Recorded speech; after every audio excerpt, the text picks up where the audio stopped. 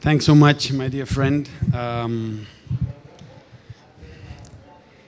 I had some notes. I'm sorry for the person that wrote them. I'm not going to take into account. Being very respectful, so they said I have to thank you, and then it back to you, and of course, thank all of the Race to Resilient partners.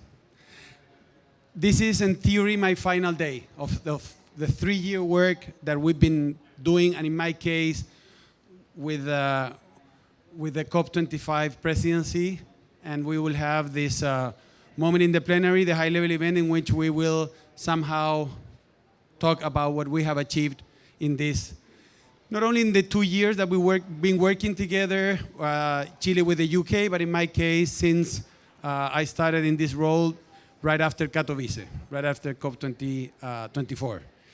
And this is something that I've been mentioning all the time. I was, as well as Nigel, as well as many others, totally biased towards mitigation.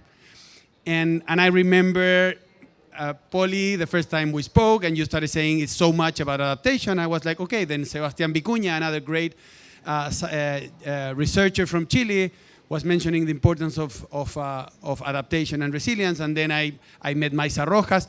So I've been surrounded by brilliant minds in Chile that on one side immediately highlight that be concerned if you're focusing too much on mitigation because you will dramatically fail. But then I started this learning journey that took me to the possibility of meeting David, and then meeting Jorge, and then expanding the team, Nora, Theo, the whole of the team, and launching Race to Resilience as, on one side, positioning mitigation at the same level of adaptation and resilience. And so how I say it. Positioning mitigation at the same level of adaptation and resilience. Because most of the time we even fail on saying it the other side. Adaptation and resilience is the most urgent element today, and that's something that we have learned from the COVID crisis, and we will continue failing in tackling this crisis if we do not focus on those that are suffering the consequences of the crisis, of those that are in front of the crisis. And I will bring Sheila Patel again. The poor women of the world will be the ones that will declare victory in this crisis. So I just want to thank. I want to thank to all of my mentors of how much you have taught me, of how much you positively use me to position resilience, whether it's through the Race to Resilience, whether it's through talking very closely to Nigel as well. And I'm sure that if he would be here, he would be reflecting the same way. You have been our guides on how much we exemplify the learning journey for so many people in the world to understand that at least we need to put mitigation at the same level of adaptation and resilience. And this is just one first example of how much we need to transform first our minds, the systems, and then the life and livelihoods of billions of people all around the world. So I'm so thankful for that. And then I will handle the microphone back to you, my dear Jorge.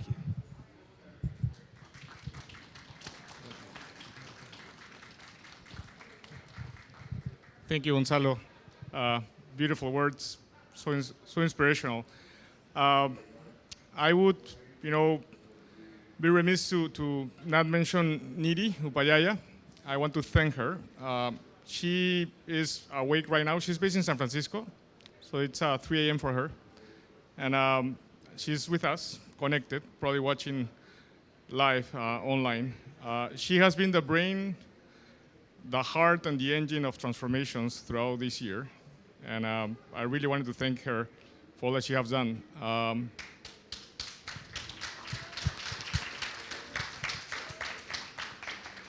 Go, Nidhi. So when we launched the Race to Resilience, we started with this idea of creating this metric that we put as an aspirational goal of 4 billion people.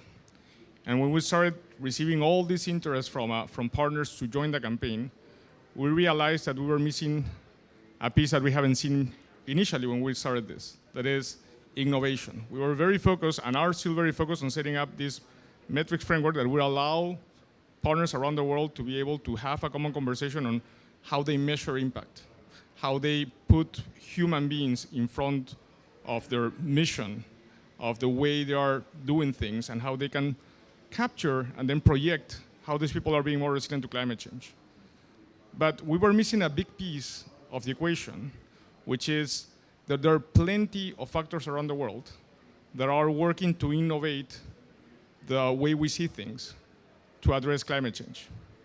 And so we went through a journey with a set of factors, several of which are today here, I'm glad to say that, and understood that there is a whole space of how we make the incremental changes that we've been trying to address for adaptation to become systemic changes, transformations that allow to have a quantum leap in the way we approach either technological aspects, financial aspects, or governance aspects of resilience and climate adaptation. So I, in honor of all the work that Nidhi has done, she has wrote these talking points that are almost poetry. So instead of me trying to butcher them and try to remember or memorize them, I'm gonna read a bit of this. First, before going there, I just wanted to recognize all the transformations that are part of Race to Resilience. Those are Climate Kick Accelerator, 1,000 Cities Adapt Now, Frontline Funds Accelerator, Coalition for Climate Resilient Investment, BFA Global, who is not with us, they are not with us today, Daraja, Mark, Resilience Knowledge Coalition, the Center for Climate Justice, Glasgow Caledonian University, and the Least Developed Countries Universities Consortium on Climate Change.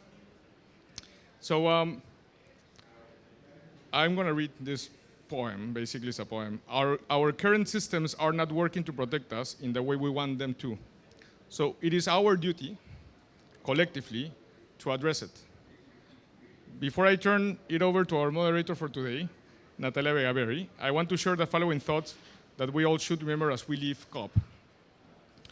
And the one thing the world has lacked over the past years has been action on delivering climate resilient solutions. And today, almost at the end of the COP, I'm very happy to say that we finally built something that can deliver on the action and focus on building the resilience of people and nature. We're a strong campaign because of the partners that have joined us. And we want to continue being a campaign that brings organizations together so that we can learn from each other and build on what already exists. Climate hazards, just like the pandemic, will not spare anyone. We have reached the stage in the climate crisis where our goal now is to protect what we have and ensure that we do this for everyone, especially the people who are often left out, women, children, indigenous groups, and low-income communities. Now is the time to implement, evaluate, and innovatively refine the solutions that we have. Building climate resilience is not an over there issue. It is a here and now issue, irrespective of where you live or do business. COP26 is not the end, but the beginning of our work from here on. This is a milestone in our race, but our destination is still some time away. So let's keep creating and scaling solutions we have, and most importantly, keep working together. This is written by Nidhi Upayaya again. Beautiful poem. Thanks for listening. And I'll now pass it to my colleague and a co-national from Peru, Natalia Vega-Berry. Thanks, Natalia. Thank you, everyone, and thank you to the Resilience Hub for having me today, and thank you, Jorge. I'm really excited. It's like Gonzalo said, this is the final day for me at COP, and I'm really, really excited. So before we enter into sharing the amazing resilience work we're gonna showcase today, I'm really excited because we're gonna make an announcement of something we have been working for quite some time. But before that, I just want to say my name is Natalia Vega-Berry, and I'm the founder the Chief Impact Officer of the Global Brain. We're a creative incubator, and we focus our work on advocacy, campaigns, and communications, working very closely with the United Nations for the past 8 years. So, like I said, this is a very interesting project. I'm very excited to make this official today. It's called the New Zero World. It's a campaign that is focusing on, it's a collective hero's journey for a resilient net zero future. So this is connecting and bringing the whole new vision of reimagining the future, which is what you guys are working so hard in doing. So I'm very excited about this project. We have different components on the campaign. It is going into just the slides, thank you. It has different campaigning units. We're gonna, we create to build a platform, a community. We're intending to build the storytelling through films and content, and as well as action tracks to catalyze action along with narratives. At the same time, in the next slide, please, we're gonna have a campaign that will promote the whole resilience in net zero world. And also we want to incubate storytelling with industries that are the need to tend to the shift in narrative on climate change. Industries like journalism, advertising and marketing, entertainment, and media, of course. So this, one of the first components of the campaign is the film. It's a film series. We just started to film in a cup. And we can start with the slides, please, and for the film. These are some of the images we have captured in this past 12 days, and our wonderful photographer here, Tom Limbaugh, who is in the audience, generously captured for us. So we can start showing. The very exciting part of this is that we capture different voices. That was our main goal. We capture voices. We wanted to hear from different perspectives and from different leaders that represent different communities. And this is one of the showcases that happened past week. And again, we're just capturing the different, people from all over the world and what their optimism and what they're really imagining about the future they all want to build. We can pass, please.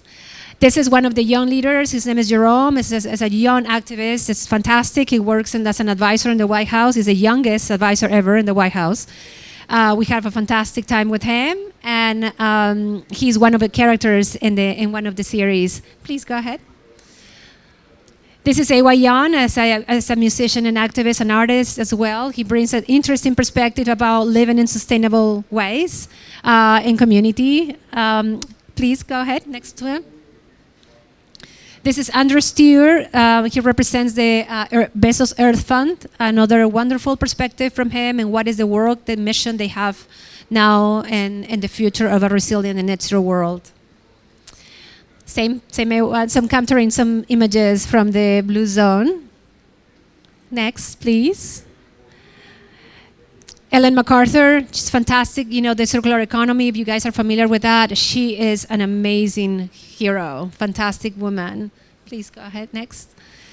And of course, we didn't want to forget about the voices of nature that represent by our indigenous communities here. So for us, it's equally valuable to hear what Andrew Steer needs to say, as well as what our next young woman that represents her community says. So this is an example of some of the leaders we have, and this is the beginning of this journey, the beginning of the story we're going to tell. So that is, this is an initiative of our foundation, but I would like to thank and I would like to invite the co-founders of the New Zero World to join me here and thank them for their effort and this project that intends to be a long-term project. Please, Anne Rosenberg and Michael Tracy, if you join me here, and thank you for this. Yeah, just thank you for joining.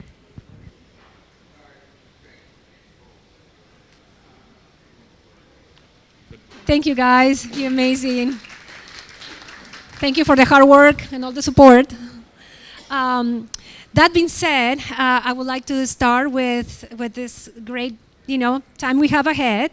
So I would now like to invite to all of you to share your remarks and share your stories of resilience from the solutions you all have designed with your teams. As a bottom-up approach is key to resilience building to showcase these projects.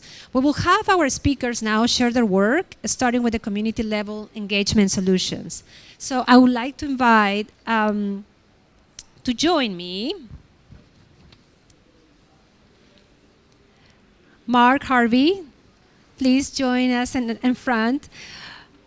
Mark Harvey, his team has created a service and partnership that aims to improve weather and climate information services, including early warning of extreme weather for urban users, vulnerable communities at the heart of it. Mark, we know your work. It's amazing. And you work with communities on the ground. Let me turn this on. Let's see. Let me see working.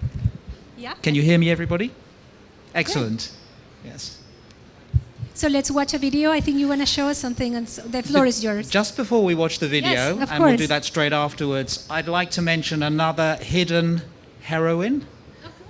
Jorge mentioned Nidhi. I would like to mention course. Anastasia from the Global Resilience Partnership. She is a star. Aww. Without her, many of us would simply not be here. And I am incredibly beholden to her, as is the entire team at Resurgence. So, Anastasia, I hope you're watching this. Thank you, Anastasia. We love you and we miss you. Thank you, Right. Nidhi, and thank you, Yes, Anastasia. yes, Absolutely. Yeah.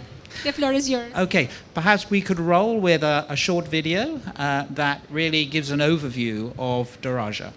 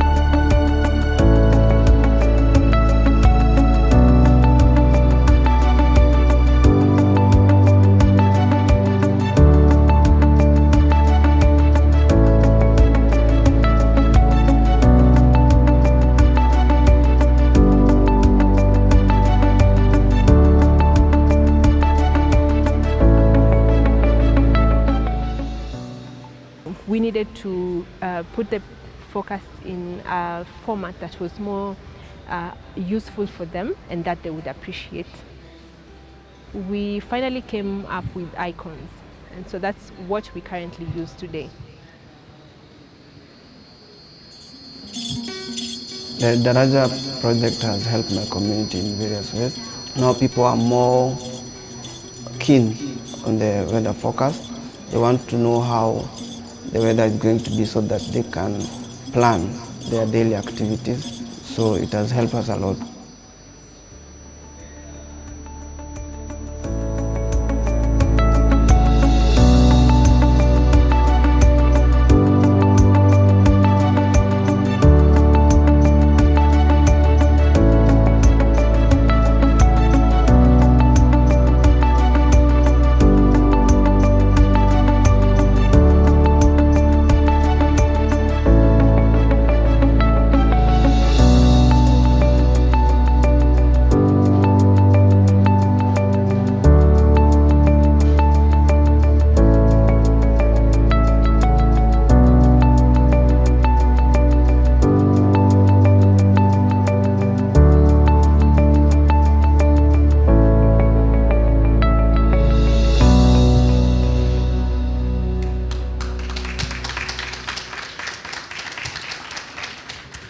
Thank you, everybody. I'd like to spend a moment just sharing with you some of the elements behind our theory of change that really allowed Patricia to work with James and reach that staggering 98% early action rate, and also that real acceleration in access.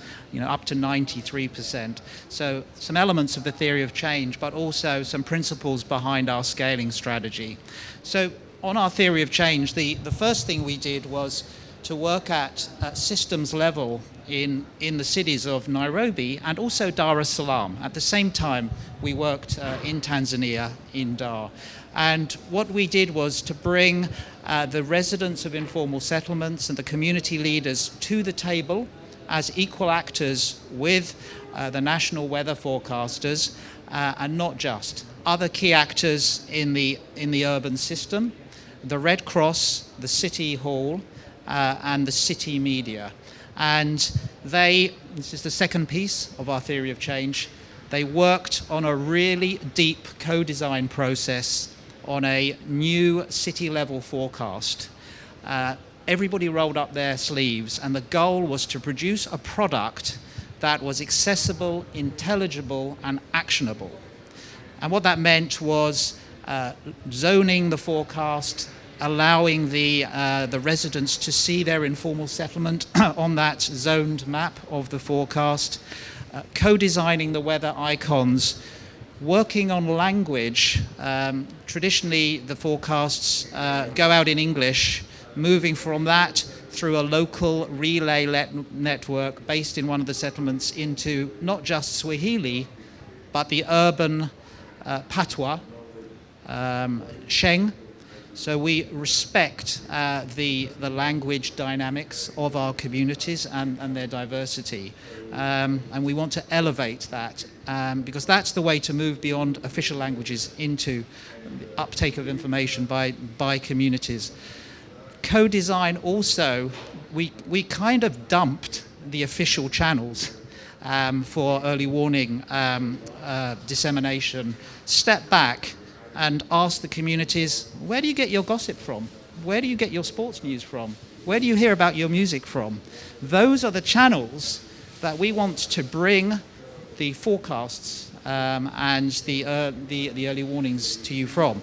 And by the way, we also want you to feed back. So we really did, when we were looking at channels, it was not just about channels to communities, it was to build them back into the National Weather Agency.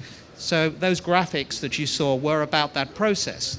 Thirdly, we tried to jettison this whole idea of information dissemination, this whole idea of first mile, last mile, which suggests that information moves in one direction. It doesn't. It actually, information across a city works in a dynamic, what we call an ecosystem, where there are lots of actors that are intermediaries, there are curators, producers, transformers of information. According to the channel, it can be utterly discredited or totally validated and therefore amplified. So we dumped this idea of first mile, last mile, and we created a dynamic system, again, with the residents. So they brought in their community leader, media. They brought in other channels that they trusted. The final piece was to try to connect the spectrum on a continuum between adaptation and resilience and early warning. Some people try to sort of look at early warning information in isolation, in a silo. That's not the way information works. So we were really keen to work just on daily forecasts that may just help the people like James decide whether to put on a t-shirt or a raincoat in the morning, to decide which matatu, which bus he was going to get from where to get across the city. That daily information is incredibly important for productivity, livelihood, and it needs to be respected, and it's part of the picture of early warning systems design, because that, if you can encourage people to get interested in daily weather forecasts, to habituate themselves to those channels, they are then going to take notice of severe weather forecasts. So those four things are behind those impacts that you saw. Looking ahead, that's a bold statement to reach, I think, 1 billion. There are 1 billion people in informal settlements around the world, at least 1 billion, and they are growing because people are being pushed off the land. How are we going to reach that billion, and within 5-6 years, the first 250 million? Well, the first thing we're going to do is to work with the Race to Resilience and its great new metrics framework to design a really strong financial model. We know that there was a 20-to-1 return in cost benefits, in avoided damage and loss in the pilots in Nairobi and Dar es Salaam. We want to test and retest that model for investment, right? And why do we care about that?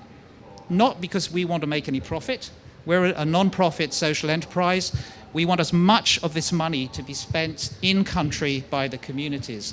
But actually, we need to be able to make the case that resilience is a wise investment.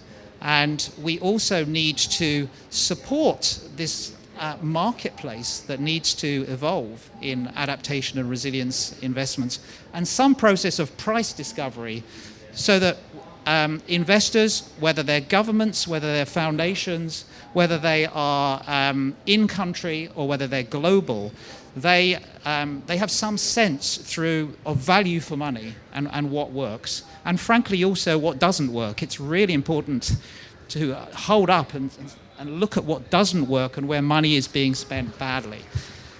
And behind this also is our need, through that strong model that Race to Resilience is going to help us build, is the need to move the Daraja service. We always go in with the idea of a service, co-create a product and a service, and there's a partnership and network behind it, but it is a service. But we need to move that from Nairobi and Dar es Salaam to the secondary and tertiary cities. And as we look to other global geographies, again, India, 160 million plus residents of informal settlements in the 12 to 14 metropolitan areas. But what about the secondary and tertiary cities in India? We need that model. Second principle that we're going to maintain is the core axis is between people like Patricia and James. Patricia is an IPCC scientist. She's the chief meteorologist for the Kenya Meteorological Department. She is also in the negotiation team here. She's working deep at the coalface of the negotiations, as is her counterpart in Daraja from Dar es Salaam, Dr. Changa. So they are focal points for the IPCC. We want to maintain that access between Patricia and James throughout this process, moving forward into future COPs, because scientists like Patricia are looking at things like rising heat, and they are feeding that back into the system that we have designed in Nairobi so that it can adjust, it can adapt itself and provide new and useful information. And I think the third and final thing that is essential to our scale up is a partnership base. And that is where we have not just this key foundational partnership with Race to Resilience, but we have evolved partnerships with the Early Action Partnership. They are critical to helping us scale, and to other core strategic partners, Red Cross Climate Center, Cruise, the major early warning investment that came out of Paris, and then finally key networks, city networks such as ICLE, Global Cities Resilience Networks. And lastly, Sheila Patel was mentioned here. She's a high-level champion for the Race to Resilience. She is the co-founder of Slum Dwellers International. That federation of Slum Dwellers International across hundreds of cities that connects community-based organizations working in formal settlements is absolutely key to us. The goal will always be, it's not tech scaling, this is not a technology scale-up. This is a scale-up that hits that sweet spot between impact at scale and catalyzing locally led adaptation through the kind of local leadership that is evidenced by the work of Patricia and James. Thank you. Thank you, Mark. Very, very inspiring. Thank you so much. Fantastic project. So now our next speaker is part of the Frontline Found Accelerator. They are working with partners to address the gap in grassroots-led funding mechanisms. Their vision in the next decade is to have a new financial architecture where communities and donors establish equitable and trusting relationships, holding each other accountable and share risks, and where significant investments is dedicated to grassroots-led climate and development funding that demonstrates effective, dignified, and just local action. So I'm pleased to welcome Claire Shakia, Director, Climate Change International for Environment and Development. Please join us here. I think it's good. Thank you very much. Thank you. I'm standing in for the Huari Commission and Slum Dwellers International because they couldn't either make it to Glasgow or they had to get their PCR in order to be able to return home this morning. So hopefully Suranjana will turn up before the end of this event for you to ask questions.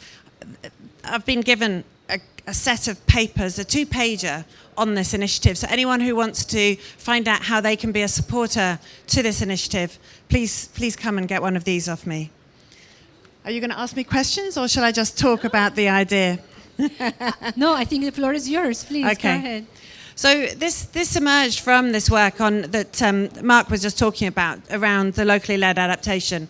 We got asked at one point to look for what were the most transformational interventions that we could find that were considered sort of climate adaptation, supporting the protection of nature, land use, preventing land use change, or rehabilitating forests, and actually embedding carbon as they go. So we were asked to scout around, see what the things we could find were the most transformational. And as we were looking, we found that actually the most outstanding transformational interventions that we could find were in fact all grassroots-led, grassroots-owned initiatives across the world. We came up with this report, a group of my colleagues in IID, called the Frontier Fund. I can't remember what it's called actually, but it has Frontier Funds in the title. And we started talking to those organisations that had put these into place. And what we found was when a locally controlled, place-specific funding mechanism governed by its own constituency is in action, it's really influential on local government. It's really influential with national government, and it can speak up to global processes and begin to influence up there as well. So this led to a conversation between Huari Commission, STI, and a group of other of their allies, people like Teb Teba, an Indigenous Peoples Network, CADP, WeGo, Waste Pickers Alliance, youth networks. And they've been building this alliance and saying, what can we do collectively? Now, there are lots of these small, organised communities who have funding mechanisms, have a bank account, are organising saving committees, already exist in the world. What they're not all able to do is to talk to donors, talk to those who can give them more resources and help them become more effective. So from that became this idea of the Frontline Funds Accelerator, where these organised community federations start to work with each other, peer-to-peer learning, and bringing in support when it's needed, technical advice when it's needed from other partners, from other allies, to really build these grassroots-owned organisations. Now, this is, if you like, a perfect complement to what much of us spend a lot of our time thinking about, is how do we get state delivery mechanisms to work? But the thing is, when we're getting big states to say we're going to do more on climate action, if you have a change of government, you can see a really quick change in political ambition on climate, as we know from Trump, as we know from Bolsonaro. So this is one way of keeping governments on track, of holding governments to account, even when they may not want to, and making sure that community-led approaches can continue. So locally led adaptation needs more of these types of community-led, community-owned, constituency-governed processes. But these types of organisations also find it really hard to attract donor support. So what we're doing under this accelerator, the first year ambition is to get 2 bilaterals on side and a couple of foundations, up to 5 foundations. So if you know anyone that might be interested in this, please let us know and I can put you in touch with Sheila Patel, Suranjana Gupta, all of the amazing inspirational leaders that are part of this process. And I'm really sorry that they're not here to talk to you today. Thank you so much, Claire. Very exciting. So next up, we have a video message from Tom Mitchell of Climate Kick. And if it's that, let me see. Okay, thank you so much for the note. So I think we have a video message from Tom Mitchell of Climate Kick. His team aims to provide comprehensive and end-to-end support infrastructure to help adaptation, entrepreneurs and startups to reach market fast, scale their solutions, and attract sufficient investment. Can we have the video, please? Hello, I'm Tom Mitchell from Climate Kick. Climate Kick is an innovation agency focused on tackling climate change through innovation. And in the past, our focus has been on mitigation, but actually now we're very much focused on adaptation. And being part of the race to resilience is a fantastic opportunity for us to really challenge the way in which adaptation is working at the moment. And I think we all know that we've seen a lot of studies recently that says the majority of adaptation projects that we've supported have ended up in maladaptation. So the structure that we've got at the moment isn't working. We can pour more money into our international system, but if the projects themselves aren't delivering the impacts they need, we need a fresh approach. That's why Climate Kick has really been very keen to join Race to Resilience and indeed to be one of the transformations that can really create a much more systemic effect and give us the chance of a step change in resilience. So our big idea is to treat adaptation as an opportunity for business, for societal transformation, and for real impact on the ground. And that's because we know the adaptation and resilience economy is growing very fast. It's already worth at very least $300 billion a year globally, and is clearly, with governments and businesses worried about their future resilience, going to be a bigger market of the future. And so what would it mean then to be able to put that adaptation economy at the forefront of industrial and economic development strategies locally and really seize a slice of that adaptation economy to help with job creation, improved well-being, and indeed to be able to recover from COVID-19. And so practically what Climate Kick brings to this is our experience of place-based innovation cluster development, where the big advantages for places are being able to nurture lots of startup businesses and SMEs together, being known for something in the future adaptation economy, and of course, see jobs and inward investment. And we really need to find ways to place much more private sector investment behind adaptation because public money can't do it alone, but we need a new formula for moving away from projects to a much more structured systemic approach of public and private working together to scale the adaptation solutions and creative design options for the future. So in practice, what we're doing as part of the Race to Resilience is building a big partnership that's going to allow us to build and test this at scale over a decade-long program. And so what we've been doing so far is to look at the ingredients that you need to build innovation clusters. And for that means ease of doing business. It means technical agencies working together with governments. It means there to be great skills and talent pools. It means there needs to be access to finance, to investment, and so on. And it also needs leadership locally to provide a directional economy, from ministers of economy or of industry or city leaders that say, we want that adaptation and resilience economy to be part of our future economic development strategy. So we've been looking globally at where that might be, and we've identified a long list of places in each of the 6 continents, and where we've got that long list to start really exploring where we can put that infrastructure in place to allow those innovation clusters to emerge.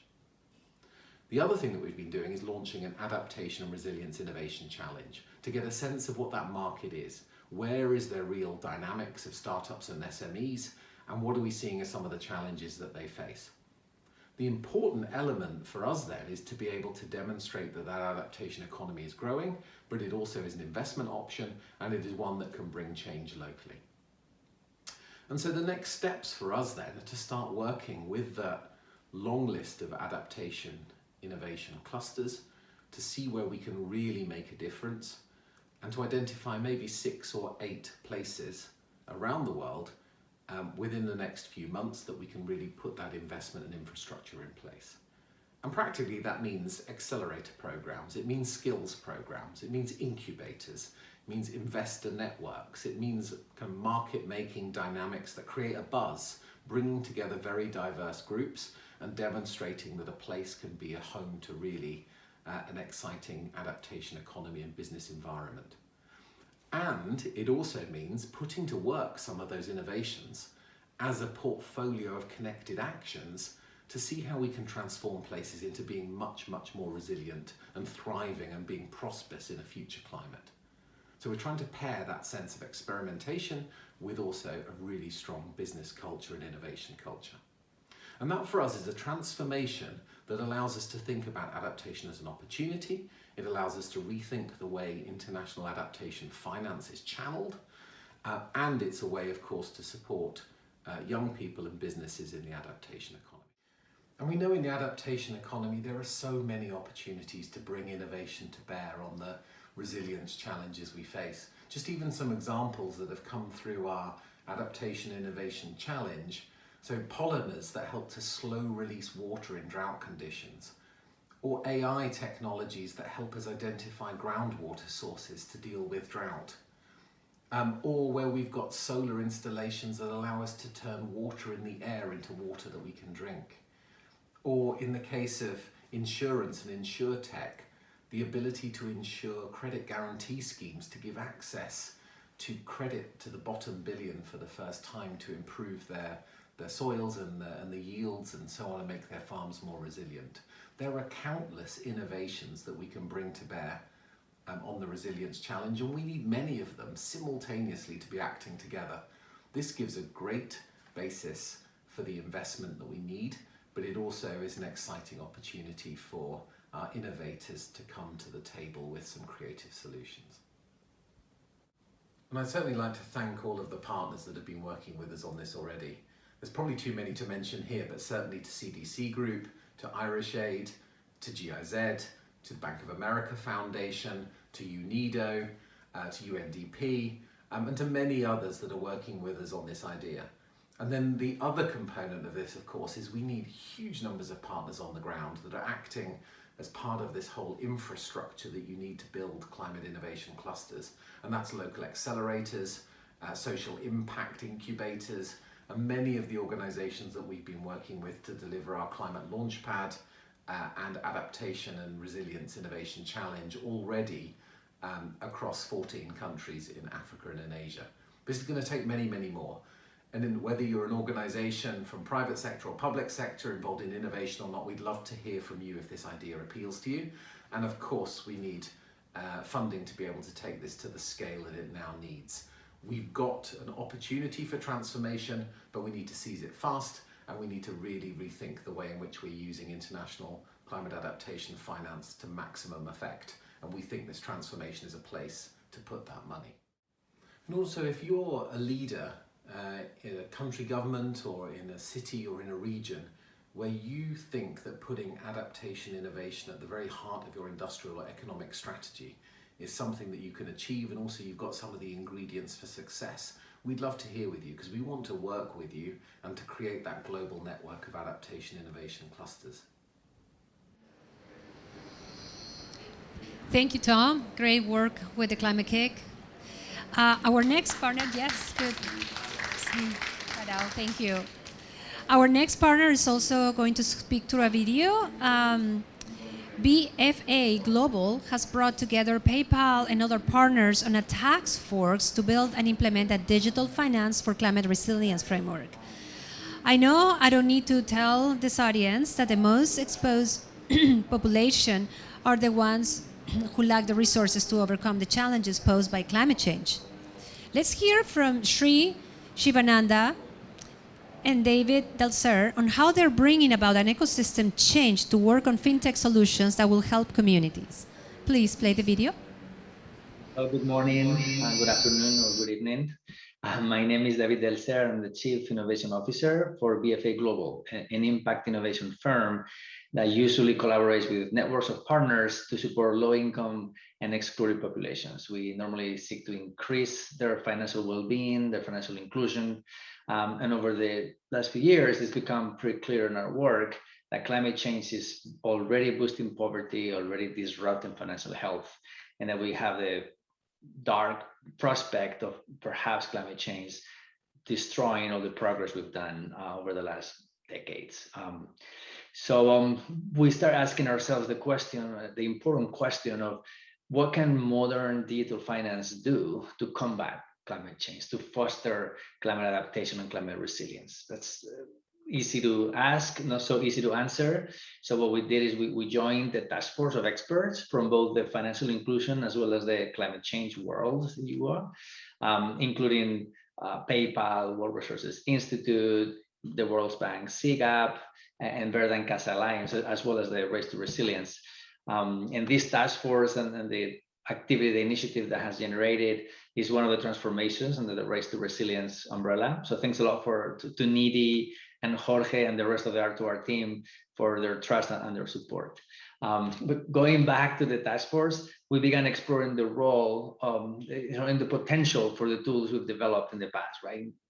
Inclusive fintech, digital financial technologies to be turned towards the climate crisis. And in the process, we learned two things. First thing, there are already solutions that exist that can improve the climate resilience of low-income and vulnerable populations globally. But these tools, or rather these populations, face barriers to accessing these tools, to making them affordable and something they can actually incorporate in their lives. So unfortunately, these solutions are not scaling because of that. And we believe fintech could help overcome these barriers through increasing, making it easier, for example, to pay for the solution or to borrow in order to buy it. And the second thing we also learned is that sadly, even though there's lots of potential in this intersection of digital finance and climate resilience, there's very little activity innovating, figuring out what works and what doesn't work within that space, right? And we believe that's because there's just not enough support, enough financial support, enough intellectual support for that exploration. So what we decided at the task force was to catalyze an innovation ecosystem that can build the scale and breadth of the solutions that will address climate resilience with these digital finance technologies. In order to do this, the first step was to learn from each other. So we brought together over 50 organizations in a collaborative process, essentially crowdsourcing wisdom from all of them to then distill and determine what is the best way to launch such an ecosystem. We completed a few seminal knowledge products like a solution space map and an investment thesis brief with 8 investment theses, just to make tangible the types of solutions that we're talking about here. And we also completed a pretty serious round of user research with climate vulnerable populations in South Africa, Nigeria, and Mexico to better understand how they are experiencing climate change themselves, right? And what solutions they're already using to build that resilience. We think it's critical to fight climate change that we maintain the stories and voices from those on the front lines, from those suffering the most, to keep them front and center, right, as we design other things or try to act in that space. We actually have an event later today to hear more about that research for those that are interested. And after we did all this talking and all this thinking and all this writing, we published a website, which you can find on df4cr.org, which DF4CR means Digital Finance for Climate Resilience. And you can find all the content that I was describing posted there. Is public. It's a public good website for anyone to hopefully learn from it. We also set some goals of how we think this ecosystem might make a difference. And we basically challenge ourselves to reaching by 2030, 1 billion people with these types of solutions that are hybrid between fintech and climate resilience, and to catalyze up to $25 billion of investment going into the space every year at that point. That's far off. In the interim, as the first step, what we would like to do is accelerate 100 startups that are already out there. And we know there's not that many, so that's quite a challenging number. And because there are not so many, we also would love to launch 100 startups more. And of course, we'd like to have this ecosystem participate in all of this activity and become more of a tighter, stronger coalition for change. And at this point, I'm just going to cut to a video from Sri Shinavanda, who's the CTO of PayPal. PayPal is a member of our task force and was providing the bulk of the financial support for the effort, for the collective initiative. You will hear from him why PayPal is interested in this work and how they see their potential their potential impact on climate change. Thank you very much.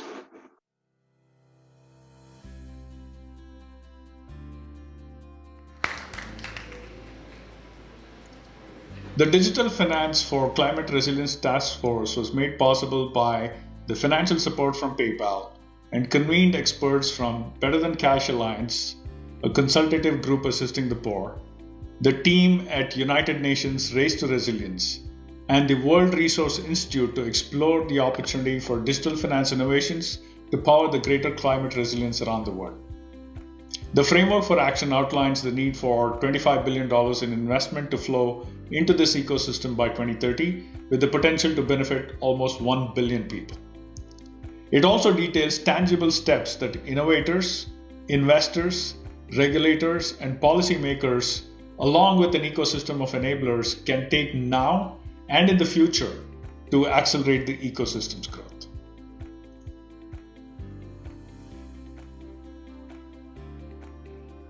Climate resilient solutions exist, but vulnerable people face affordability, accessibility, and appropriateness barriers in accessing them. Digital finance enablers can help them to overcome these barriers and facilitate access to products and services that help people anticipate, adapt to, and build resilience against the negative impacts of climate change. We call the solution space Digital Finance for Climate Resilience.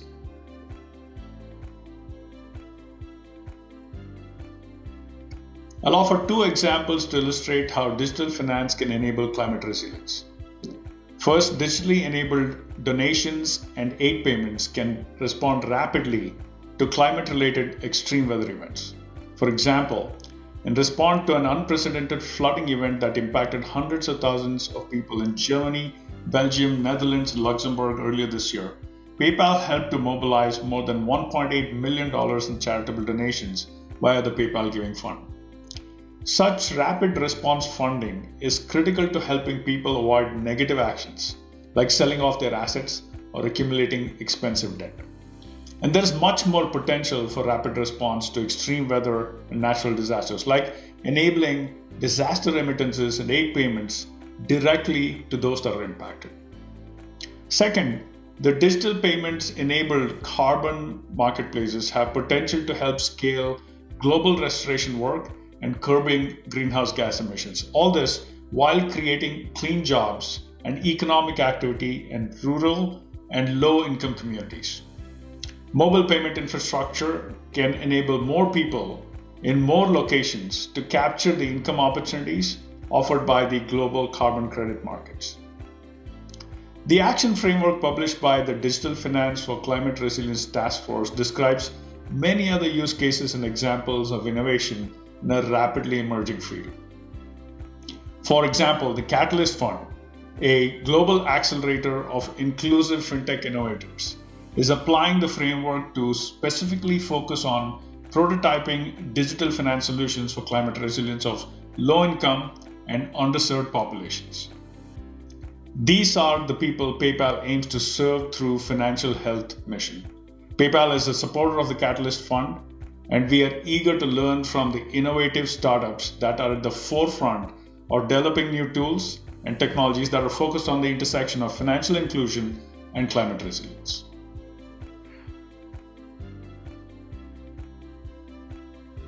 The Digital Finance for Climate Resilience framework will serve as a keystone evidence-based knowledge resource to inform PayPal's strategy for advancing climate justice and resilience, both within our own organization and for the benefit of all stakeholders. We look forward to sharing further updates as we apply the framework and utilize the recommendations to inform our investment priorities, our product roadmap, and our overall approach to stakeholder capitalism. We hope that the framework itself and the consultative process that led up to the framework's creation will maintain and support the expansion of new innovation ecosystem at the intersection of digital finance and climate resilience.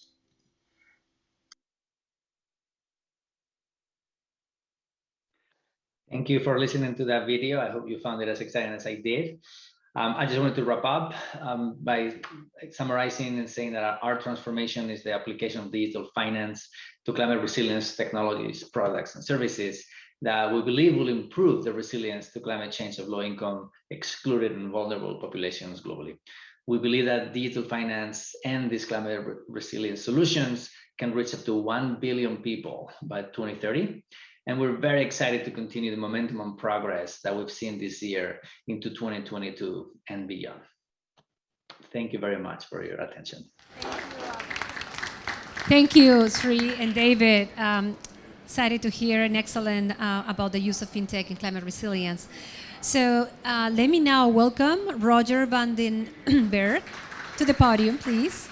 To tell us about the work 1,000 Cities Adapt Now is currently doing and the vision they have for the future. Our world's growing population, especially in urban centers, requires us to focus on empowering cities and the resources needed to build resilience for its people. Over to you, Roger. Thank you for being here. Thank you very much, and thank you for organizing this, and thanks for the high-level champions to amplifying, the importance of creating climate resilience.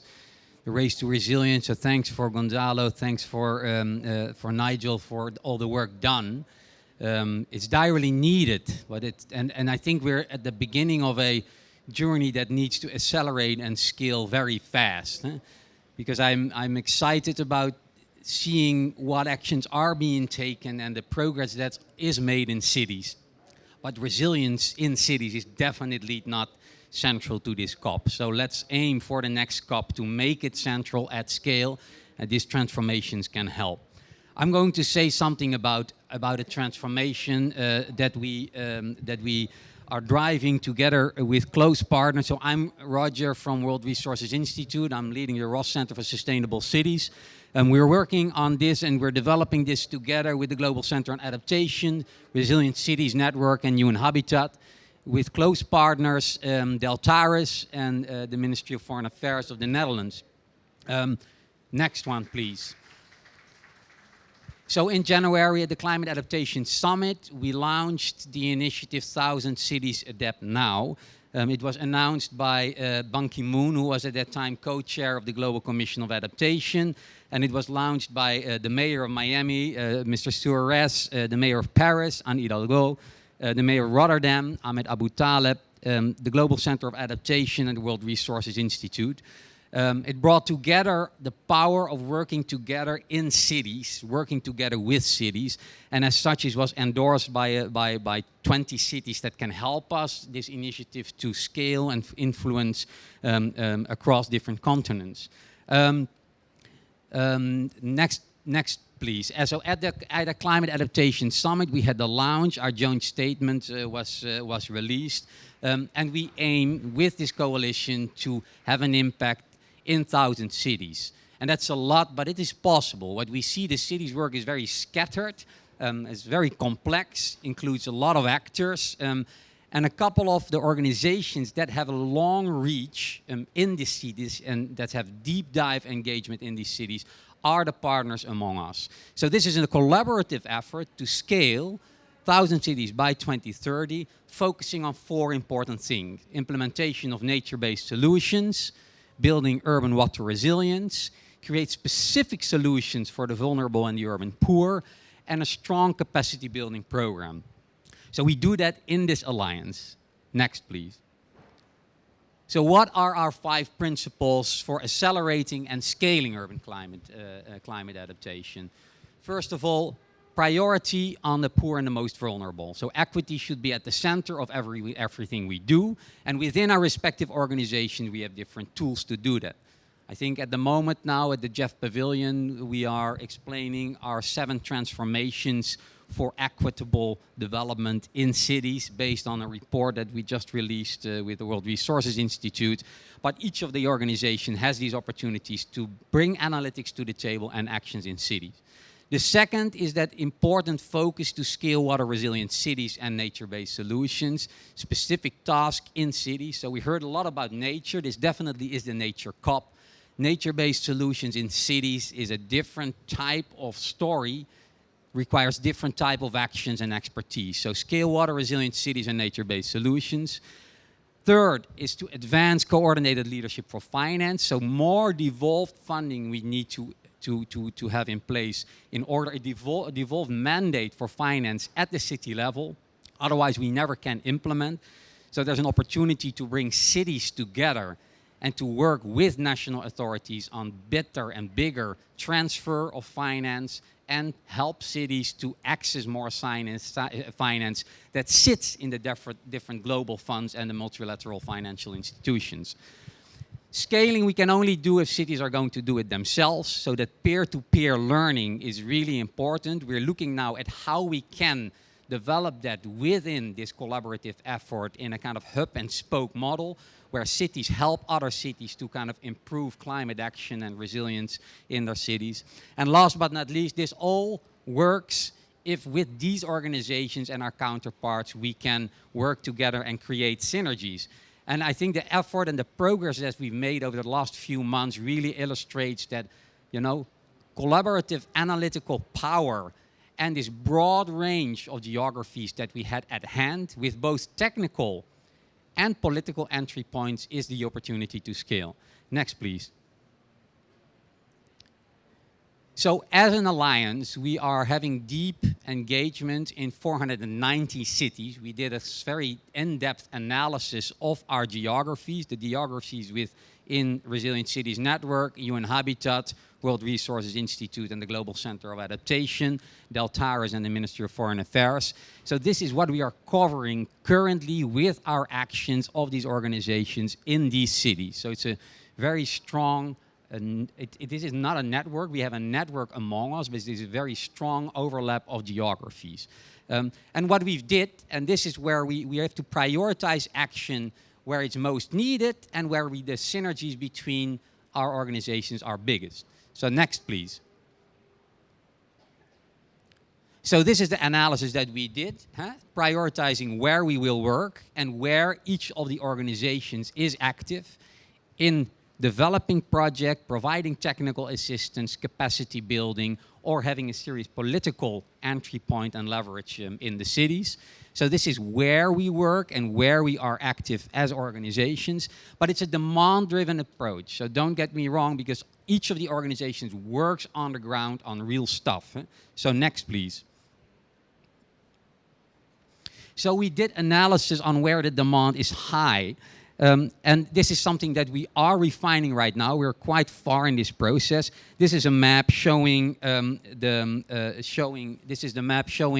prioritization based on heat. And here we looked at a 10% or greater probability of 10 more days at 35 degrees or hotter and annual maximum temperatures of 80 degrees and hotter. So this gives you vulnerabilities across the combined geographies. Next, please. So where we are prioritizing based on flooding, looking at a 10% or greater probability of 20 centimeters more of inundation in 2035 under one of the specific scenarios. So that's another vulnerability. Next, please. And then we're looking at prioritizing based on drought, looking at 10% or greater probability of a 30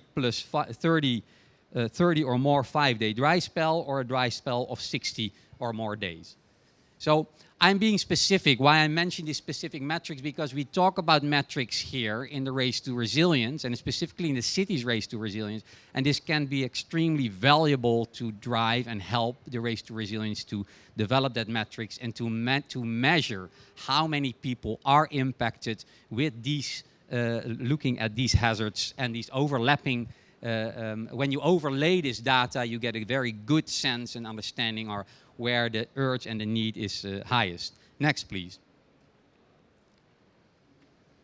So, besides bringing our organizations together with that large cohort of almost 500 cities, we are driving change and projects on the ground as we speak, with a couple of key projects that are currently ongoing and that still have space and opportunities to bring other cities in or that can be an opportunity to capacitate other cities as part of this bigger project. So first of all, a data-driven approach to climate adaptation that we are developing with GCOM, which is a knowledge partner, 2000 Cities Adapt Now, in which we now testing a great analytical tool that show municipalities where their assets and services are under threat. So it shows exposure to the vulnerabilities that I just showed you in our analysis. So the vulnerability to the exposure to heat, the exposure to flooding, the exposure to drought, the exposure. So we overlaid the different exposures and then looked at the different assets that under the city's management and how they are exposed to it. Very helpful tool for city leaders to take decision on, for example, where to plant trees in order to mitigate heat. So that's in development. Coming year we are piloted in a couple of cities, and the good thing is that you can do this analysis based on globally available data. So it means that by next COP we should be able to cover this and provide this for all cities in the world. Next, please. Then a second project is a big and a scaled opportunity for capacity building. This is driven by the Global Center of Adaptation through our Cities Adaptation Accelerator, starting already with the first cohort of cities, where we support cities, where the GCA and partners support cities in developing their climate action plans in a rapid way, and also in providing that peer-to-peer learning to capacitate other cities on how to do that better, faster, and with a clear focus on action. Next, please. Third important component of action on the ground is led by UN Habitat. It's the Rise Up proposition, where in cities actually the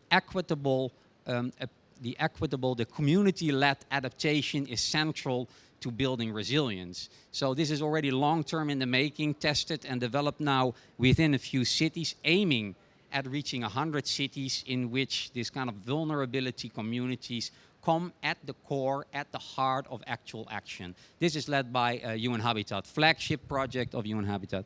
Next, please. And then the project led by World Resources Institute and Resilient Cities Network is really on linking the finance and a coalition of partners to underground action. This is the Urban Water Resilience Initiative in Africa, in which we all already working in 3 countries in 6 cities, and for which we are now developing and at COP27 launching a catalytic fund to expand scale water resilience actions in these cities, based on a methodology, based on a partnership, and based on a fast-track opportunity to disseminate resources into the city space. And that's very important. If you would ask me what's the biggest challenge right now, is to make sure that cities have access to finance, so that catalytic fund is going to play an important role of scaling climate action in cities. In this case, focus on Africa. I'm almost done.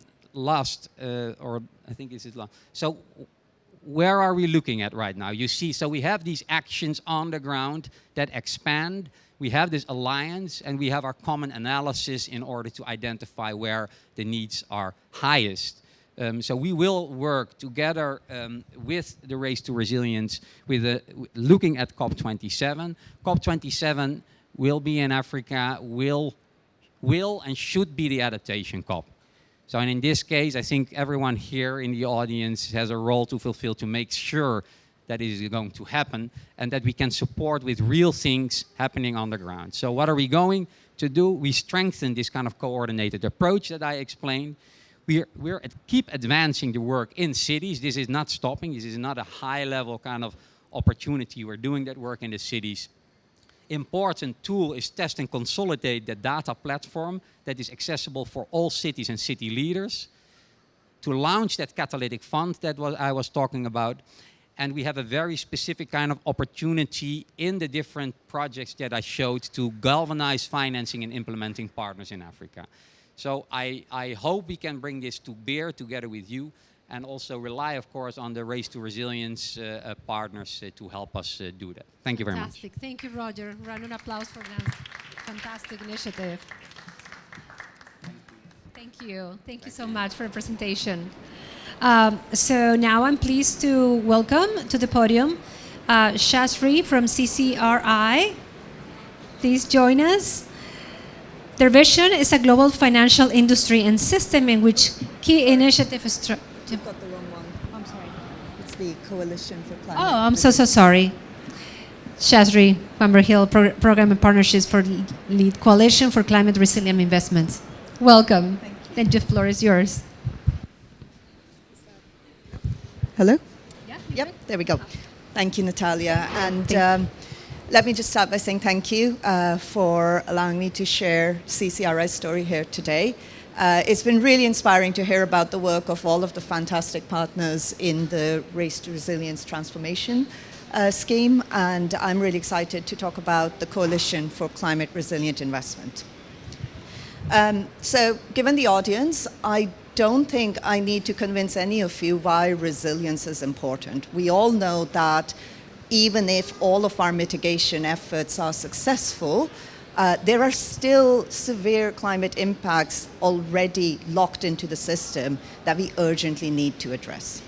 So the Coalition for Climate Resilient Investment, or CCRI, was launched at the UN Climate Action Summit in 2019 as a private sector-led global initiative, and with the purpose of addressing what we believe is a current mispricing of physical climate risk in investment decision making.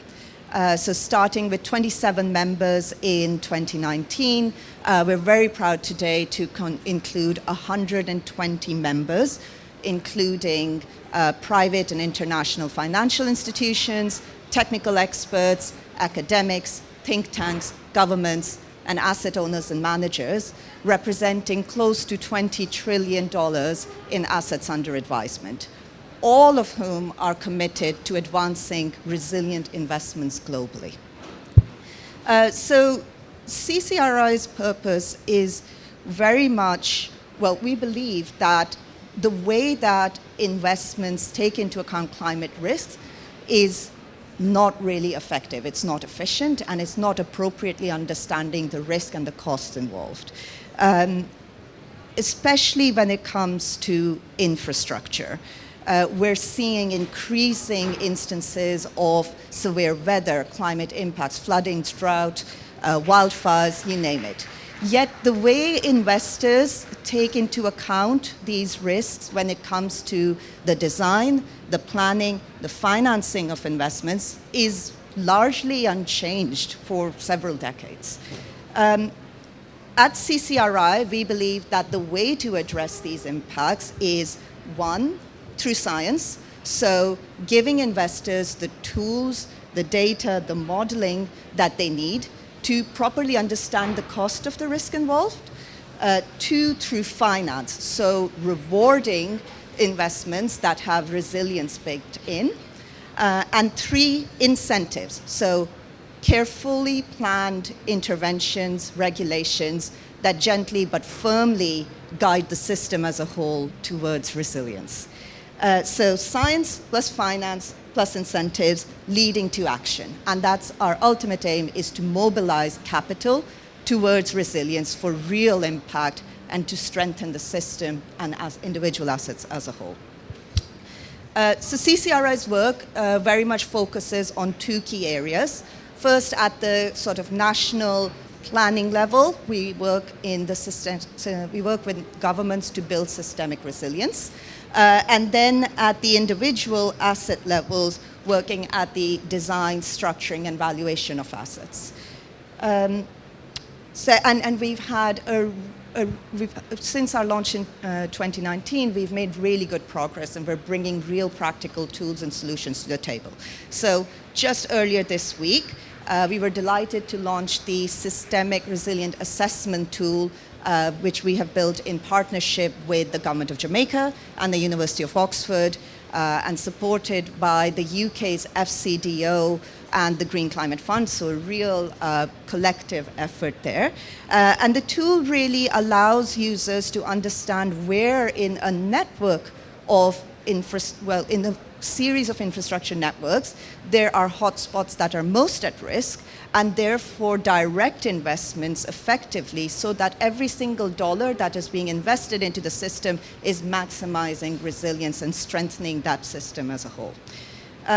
This work is part of our Systemic Resilience Forum, which counts within its fold 50 members, again spanning across the public and private sector. And our idea is over the course of 2022-23 to scale and refine these solutions across at least 5 additional jurisdictions, taking very much a needs-based approach. So we will be working closely with governments and with local governments to ensure that all the tools are focusing on the needs on the ground there. And then as part of the Systemic Resilience Forum, we'll also be developing a set of metrics that will be able to assess how well a country or a city has been able to apply resilient actions and then to reflect these, whether that is through the use of the tool that CCRI is developing or some of the many other wonderful tools and solutions that are being developed with our partner initiatives. Then moving from that national level down to the individual asset level, as part of our asset design and structuring work, we were really pleased to launch at this very stage last week the PCRM, which is the Physical Climate Risk Assessment methodology of CCRI. This has been developed in partnership with Mott MacDonald and 27 other member institutions. And this is really looking at how resilience is integrated into the cash flows and the cash flow modeling of investments. Again, this tool was developed using real data from 5 case studies, and we will be looking over the next 2 years to expand this, bringing in more data from more case studies, and ultimately leading to a principles of resilient investment. So what we're really trying to do here, I'm trying to give you an idea of, is a toolbox of practical tools and solutions that investors and decision makers have at their disposal to make sure that they are baking in that resilience at every stage of the investment decision-making process. And it's been really heartening to see that we've had a lot of recognition for the work that we're developing. So, for example, in September, the California's Risk Disclosure Advisory Committee released a report in which they advised the use of CCRS tools as part of the toolkit for resilient investments for those who are interested in investing in the state of California. So I think I'm running out of time. I'll wrap up. So our ultimate aim, our ultimate aim with all of this is really to mobilize capital, and we're already seeing CCRI move into that capital kind of financing phase of its work. We'll be looking to create a League of Investment Funds for Resilience, and this will be a series of capital or investment vehicles that can really help to facilitate the application of resilient tools, particularly CCRI's tools, across a number of regions globally. And our commitment is already, by the time we reconvene at COP27 in a year's time, to have raised $5 billion for the purpose of this League of Investment Funds. And others have mentioned this as well, it's really heartening at this COP to see resilience finally taking its due place on the center stage next to mitigation. At CCRI, we really believe in a future where incidentally, we don't talk about resilient investments because all investments by default have resilience baked in. That's very much our vision for a future and where we hope to go in collaboration with our members and with similar partner initiatives such as those involved in the Race to Resilience. So I very much look forward to continuing that journey. And thank you very much for giving me the opportunity to Thank you. A round of applause for Shazri. Thank you, Shazri. Delighted to hear about that. So we have looked at financial institutions, but now I think it is time to discuss, I've Nidhi shared with notes here, if these solutions are working for everyone.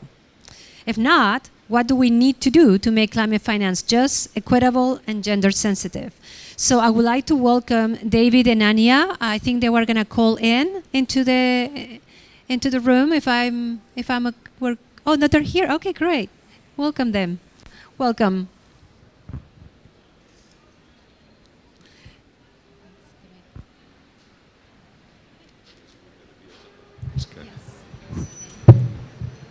Yeah.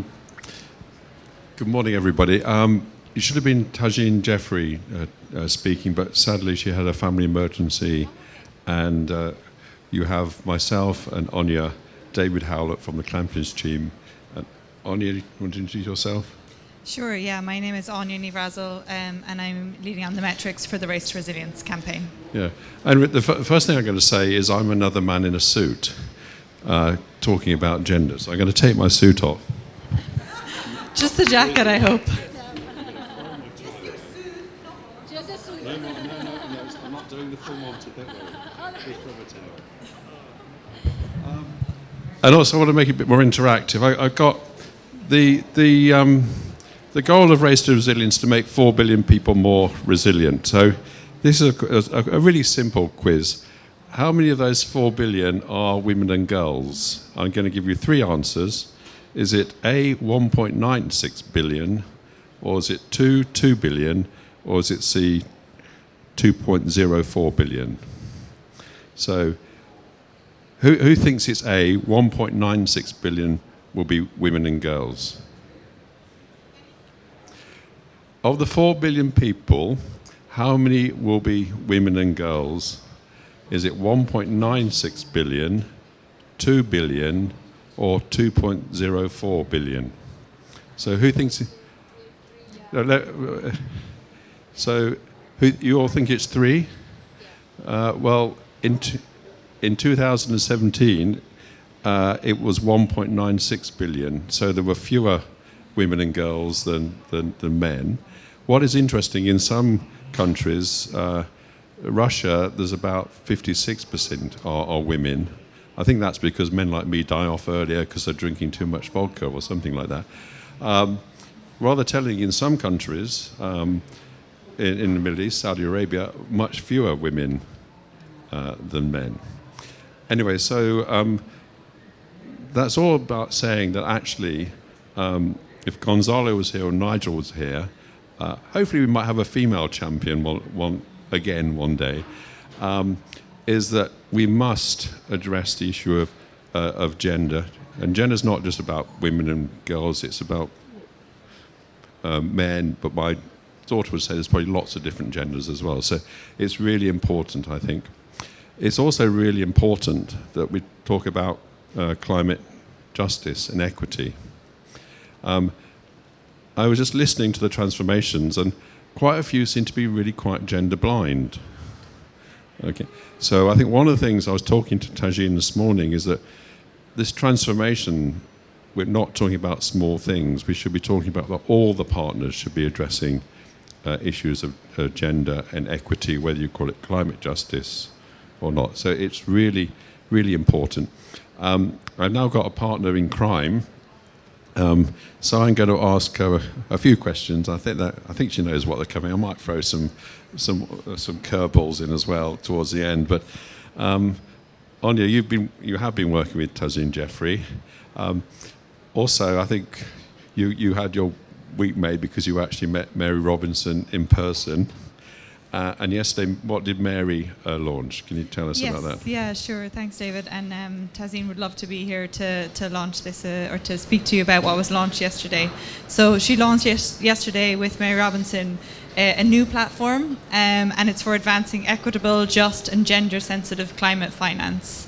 And this is really needed. As you said, women and girls are not at all considered routinely when providing climate finance, and it's really key that this kind of gender blindness to climate finance is stopped, and that we start considering more gender. When so we don't have to worry about other finance. Is it just climate finance?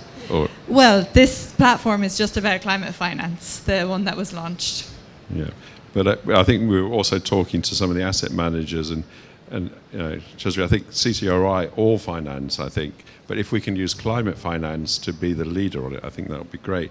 Can you tell us a bit about the sort of pillars and what it's going to be doing? And so I know we're all reading. We'll give you some of these later. But, we can give you some more detail on this later. But yes, they plan to embody 5 aspects of gender-sensitive climate finance in all of their projects. So these are inclusivity, voice, participation, representation, and most importantly of all, improved flows of finance.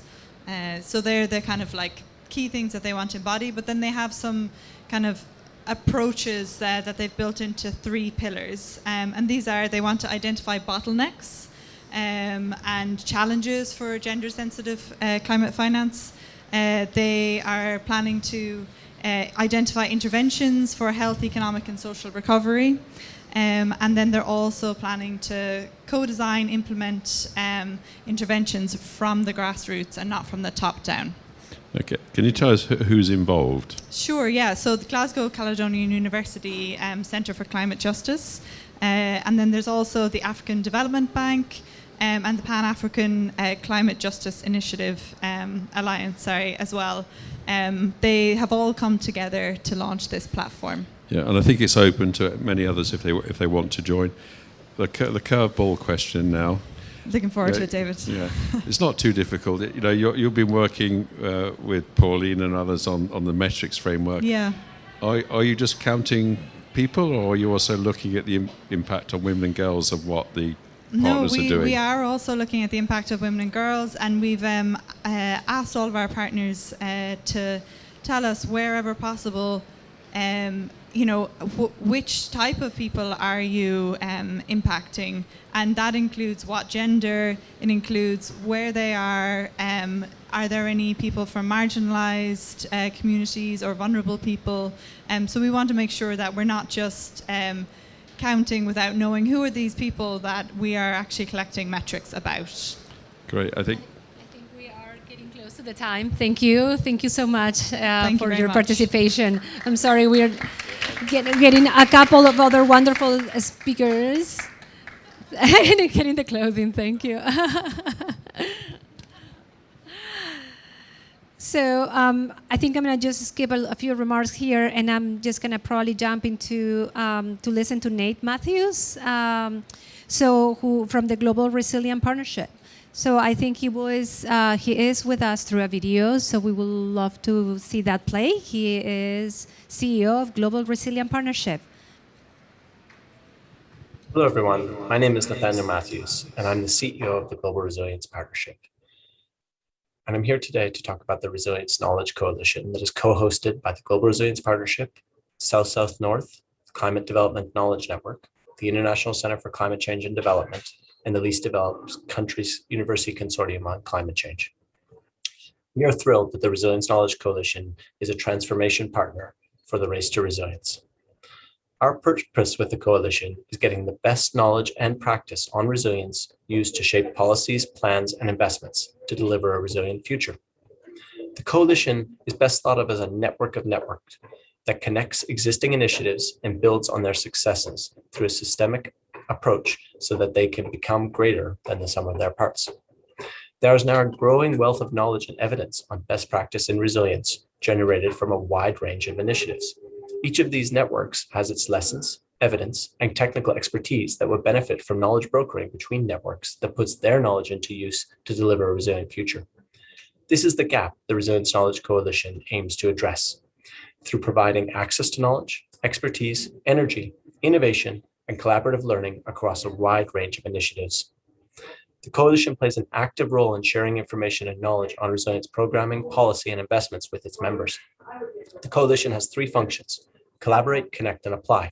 These functions are interconnected. For instance, members can engage in peer learning under collaborate and can interact on virtual platforms under connect that benefit from incubation and MEL support under apply.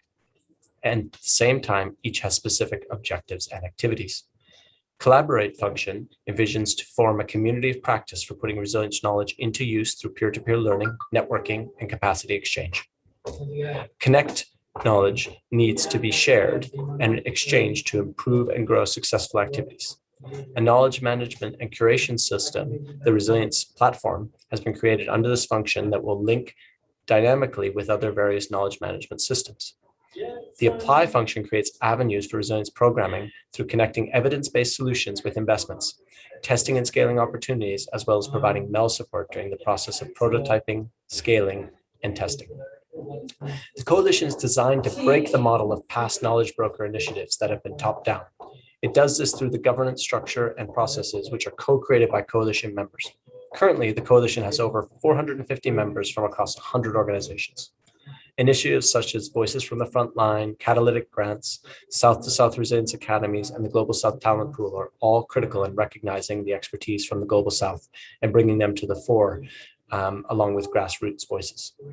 These initiatives foster peer-to-peer learning, networking, and capacity exchanges through stories that drive climate action in keeping with the principles of locally led adaptation.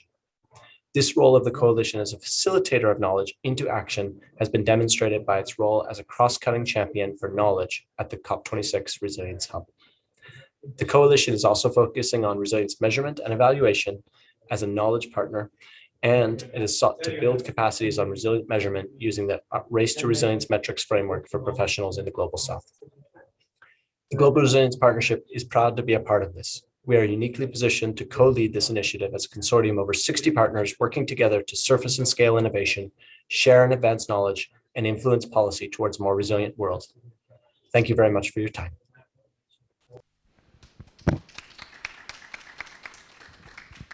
Thank you, Nathaniel, for your leadership. Our next speaker is a partner of the Race to Resilience campaign, delivering on metrics. But they are today to speak about a database of project innovations, much like the ones you have heard about from the partners delivering on transformations. They're pushing boundaries and promoting best practices. Let's hear from Savina. Welcome. Savina Carluccio, Chartered Civil Engineer.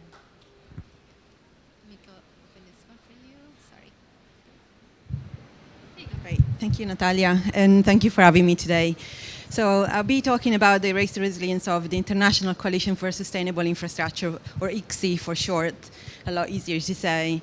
So our initiative is about mobilizing the engineering community to build and enhance the climate resilience of infrastructure through the work that they do. So it's got a huge potential to deliver change at scale because infrastructure is the backbone of thriving societies and cities. So our pledge is that we will improve the climate resilience of over 500 million people in vulnerable and frontline communities, which amounts to almost a fourth of the overall target for the Race to Resilience. So, but rather than feeling daunting about this, we just actually feel quite galvanized by the opportunity to have such a big contribution. So ICSI is well placed to deliver this transformative change because we are quickly becoming the global movement for engineering action. So through the American Society of Civil Engineers and the UK Institution of Civil Engineers that are founding members of ICSI, we have access to the biggest network of engineers in the world. So we can reach out to 200,000 engineers in over 175 countries. And because of this, we got this unparalleled opportunity to catalyze the engineering community towards a global agenda for climate action and resilience building. So let me just touch upon why I think engineers really are well placed to deliver this kind of transformative change. So engineers, first of all, engineers have got this crucial role to play in responding to climate crisis. They hold the technical expertise and they've got access to solutions. Second, engineers are widely trusted by the public. So engineering community is well positioned to make an impact that is beyond their own industry and to influence policy and planning to become leaders on climate action. Third, engineering challenges are disproportionately spread across the globe, so we need really a global movement to address this. And fourth, there is an imbalance of science and engineering capacity across geographies, so we're missing engineers where we need them the most. So for example, we need 10 million engineers in Africa alone in the next 30 years in order to stay within the 1.5 degrees goal. However, engineers cannot really do this on their own. And so ICSI theories of change is to bring together three critical group of players under this collective vision. So first group is the cities and the infrastructure owners and operators, that are those with the demand, and they have the decision-making power. The second group is the engineering associations, that are those with the technical expertise in developing guidance and standards and access to this global pool of engineers. And the third group is the engineering private sector organizations that can do the lifting and shifting. They've got access to money, and they can deliver the projects at scale and at pace. So ICSI will mobilize these groups through advocacy, thought leadership, and knowledge creation and curation, as well as delivering demonstrator projects. So what are we doing to actually deliver this transformative change? We are seeking strategic partnership and deep collaboration. So from the different presentations I've heard today, I've already identified at least 4 different initiatives that I really want to talk to, and so we can amplify our own respective impacts, and we can smash those targets, not just reach them by 2030. So, for example, we are working closely with the Global Covenant of Mayors. Again, you know, another initiative was talking about the Global Covenant of Mayors, and so to get access to cities. So by the end of 2022, we've committed to roll out our flagship knowledge resource, Infrastructure Pathways, through 3 main cities in Africa and Southeast Asia, so that we can lock in good choices for climate resilient infrastructure, impacting over 5 million people. So let me just tell you a little bit more about Infrastructure Pathways as a platform, as a key enabler for transformative change. So it was launched earlier this week, and its development has been led by the Resilient Shift in partnership with Arup. Infrastructure Pathways brings clarity and consistency in a landscape that is otherwise quite confused and fragmented of existing guidance, tools, and standards. And so it does that by organizing and linking and distilling the knowledge in a way that is actionable and is directed to different practitioners at each stage of the life cycle of infrastructure. But what is exciting about this, and what I'm excited about, is that it's an end-to-end resource. It covers the whole life cycle of infrastructure, and it aims to connect the different practitioners. We tend to work in silos. We've been just doing this for too long, and we need to really change this. And this needs to be a transformation. So it's like being on a relay race. You need to pass the baton of resilience to the next practitioner down, or the whole team will lose out. So and I don't know how I'm doing with time, but we're a little tight, right? I thought we were going to be a little tight. So I think I want to just focus on a couple more points. And then, give you an example for how a city leader might want to use this resource, Infrastructure Pathways. So they might be using it to better understand climate risk and vulnerabilities. And I think, there is a barrier there about communication. Not everyone really understands fully what the climate impacts are. To use the Infrastructure Pathways framework to really focus attention on what matters for embedding resilience, and also to use that resource to help prioritize those projects that are shovel-worthy rather than shovel-ready, and to take that life cycle approach that then ensures that adaptation is built into the infrastructure projects. So what we're going to do is we have got plans to start engaging with city leaders from spring 2022, and we will do that through the Institution of Civil Engineers Brunel Lecture Series.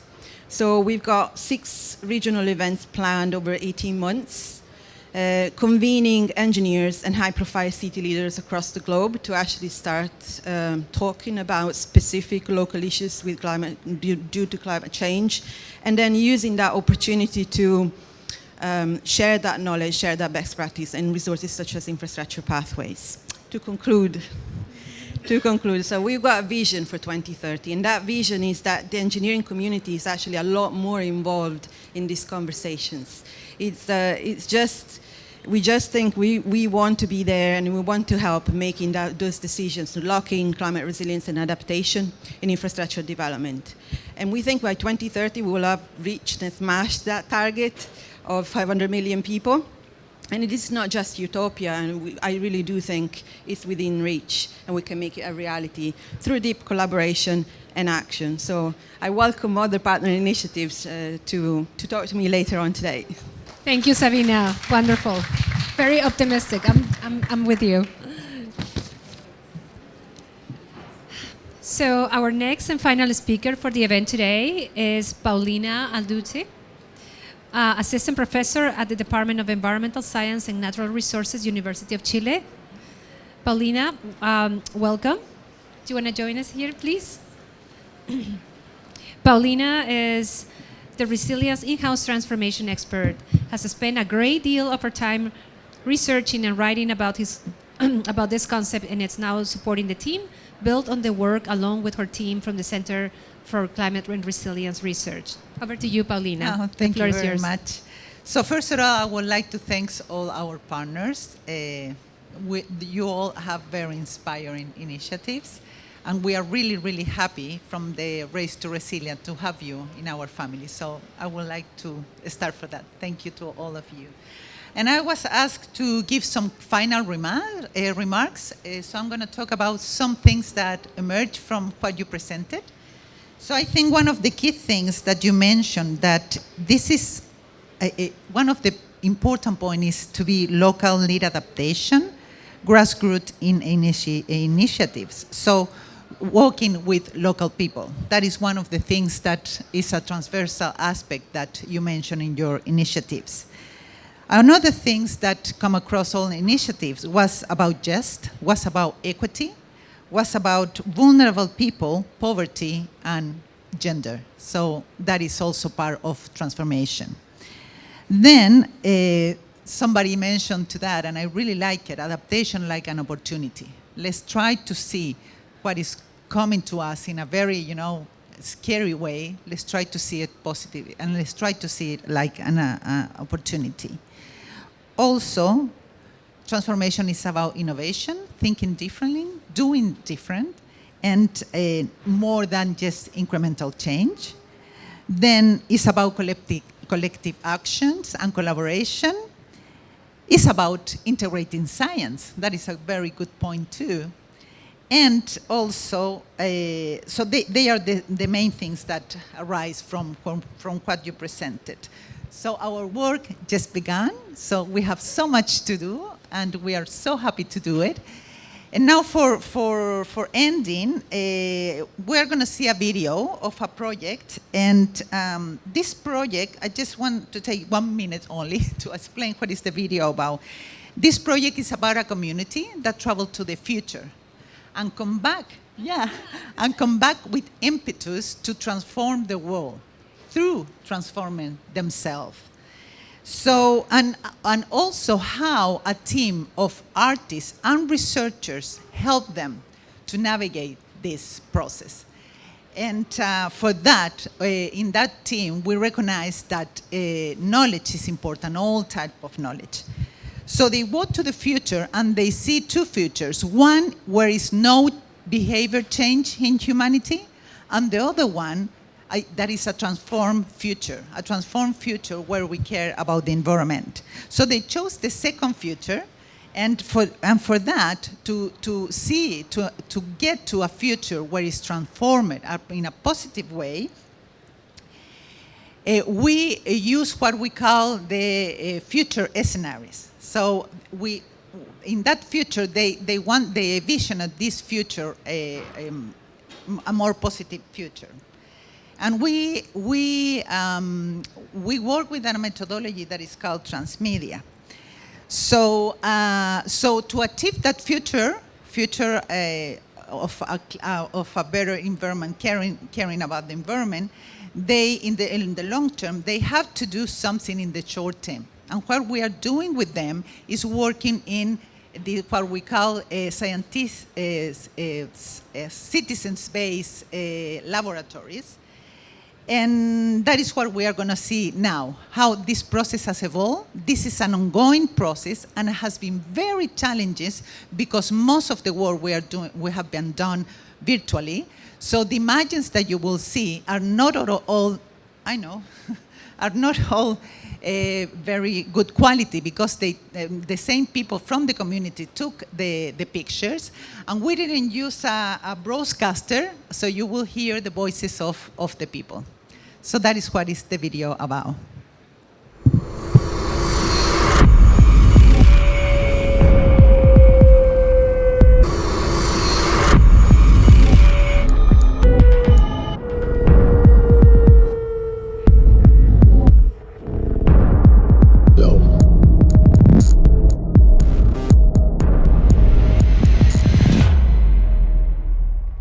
Con nuestro proyecto Transformando Marchihue 2050, hoy tenemos en Marchihue la oportunidad de explorar el futuro y mostrar al mundo cómo podríamos mejorar la forma en que vivimos actualmente, con el objetivo de cuidar nuestro planeta, que es nuestro hogar.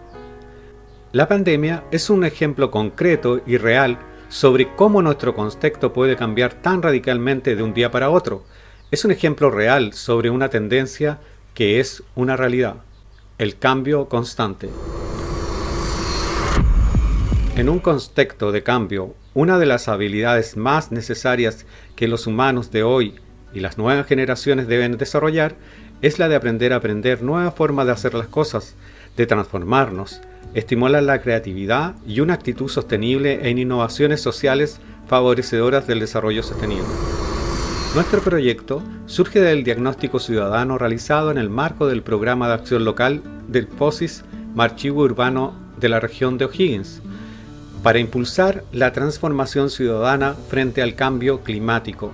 En este proyecto realizaremos un laboratorio ciudadano de narrativas transmedia para escenarios futuros, Transformando Marchihue 2050, donde invitamos a la ciudadanía a imaginar, mediante las narrativas transmedia, dos escenarios futuros posibles. Uno donde no se realizan acciones para cuidar nuestro planeta, representado a través de un cortometraje de ciencia ficción, y otro que pueda sostener el presente y la vida de las nuevas generaciones mediante un laboratorio ciudadano. Actualmente existe una nueva forma de contar historias porque existen múltiples medios para contarla. Es lo que conocemos como narrativa transmedia. En este momento estamos diseñando la narrativa donde van a estar nuestros personajes y los temas específicos que vamos a abordar a lo largo de estos relatos. Cada personaje está ligado a su cultura y al deseo de transformación. Tendremos una visión de cómo se podría transformar Marchihue en el futuro mediante laboratorios ciudadanos que podemos empezar a construir hoy y proyectar qué es lo que queremos hacer en el futuro desde una perspectiva sostenible y que involucre activamente a toda la comunidad. Marchihue 2050. Nuevos vientos mueven el futuro. Advertencia: lo que verán a continuación es producto de nuestra imaginación, una narrativa de escenarios futuros que podría ser realidad, producida por integrantes del grupo motor Marchihue 2050.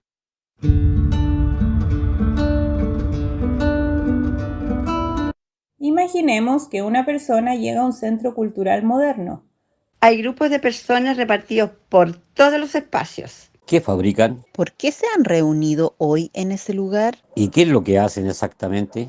Otras construyen cosas y hablan entre sí. Huertos y plantas. Hay pizarras, anuncios de eventos y paneles informativos. Muchos cables y aparatos electrónicos destripados. Otros escuchan con atención a alguien que parece estar explicando algo. Y en el fondo, en una zona verde, niños y niñas juegan en una especie de estructura escultórica. También hay maquetas de prototipos de madera. En este laboratorio hay tanta energía positiva. La potencia de las comunidades construyendo juntas realmente puede generar innovación social. Ha sido un espacio de aprendizaje constante, un sitio que no te deja indiferente, no cuando lo escuchas, sino cuando lo vives. Estamos creando un espacio común para vivir juntos. Es como una incubadora de comunidades, donde aprendan las personas de contextos muy distintos, que nos permita resolver nuestros propios conflictos, pero de una manera más horizontal, donde los expertos y los científicos están para acompañar, para facilitar, no para ser instructores, porque es un espacio para experimentar y aprender de nosotros mismos y de los demás. Es como un aprendizaje social. Por otra parte, reconociendo, ¿no es cierto?, que todos los conocimientos son válidos. El local, el conocimiento local y el conocimiento ancestral es tan válido como el científico. Es un lugar donde venimos a prototipar, es decir, a diseñar prototipos, que nos permiten diseñar soluciones, pero soluciones que parten con una pregunta con sentido y que están alineadas con el contexto. Con la seguridad que hemos escuchado a todos los involucrados y donde el conocimiento es un bien común. Y las narrativas de transmedia son la base para imaginar un futuro. Y no solo imaginar un futuro, sino que estas narrativas nos permiten también imaginar respuestas actuales y comunicar estas cosas, estas soluciones que vamos imaginando.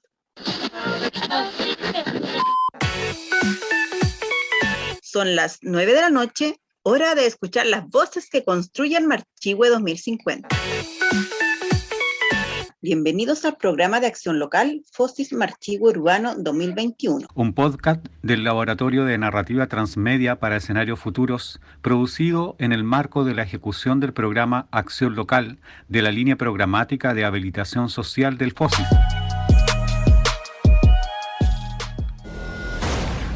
Marchihue 2050. Nuevos vientos mueven el futuro.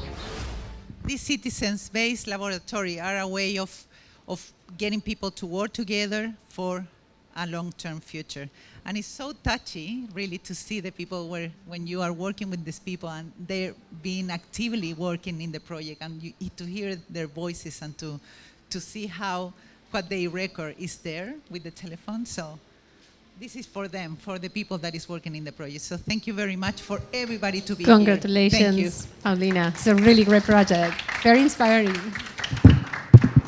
So, and with that, I think we have seen so much, rising in transformation and reason for optimism. So thank you so much, everybody, for joining us today. And with that concludes this event. Thank you.